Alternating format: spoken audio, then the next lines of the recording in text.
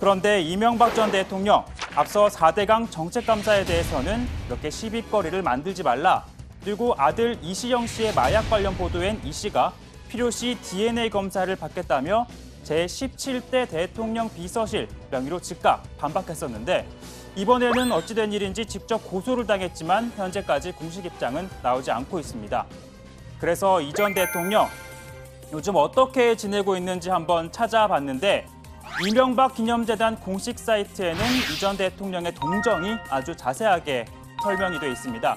가장 최근 소식은 바로 충북 음성 꽃동네를 방문한 건데요. 9월 8일입니다. 그런데 그 전날 민병주 전 단장이 검찰에 소환되고 또 전직 직원들에 대한 영장 심사가 열렸습니다.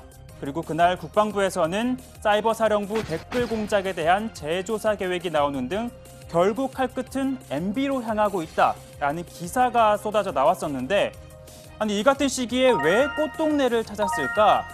찾아봤더니 이렇게 설명이 돼 있습니다. 바로 41주년 기념식을 참석하기 위해서였는데요. 고흥길, 전재희, 유인촌 전 장관 등 측근들도 함께 동석을 했다고 합니다. 이 전 대통령 이 같은 축사를 남겼는데 홈페이지에 공개된 내용을 잠시 보겠습니다.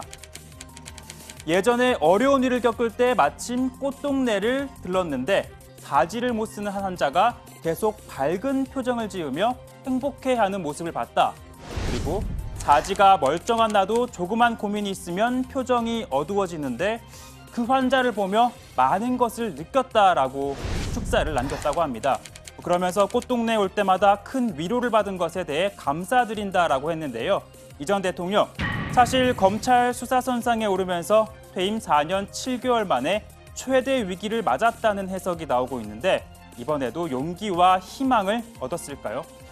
측근들 사이에선 노무현 전 대통령 강풀이냐, 정치 보복이다, 황당하다, 대통령이 그렇게 한가한 사람이냐는 등 다양한 반응이 나오고 있는데 문성근, 김미아 씨 등이 이 전 대통령에 대한 추가 고소 고발이 이어지고 또 검찰이 당시 청와대 인사에 대한 공개 수사에 돌입한다면 이 전 대통령의 입장 표명도 불가피할 것이라는 관측이 나옵니다.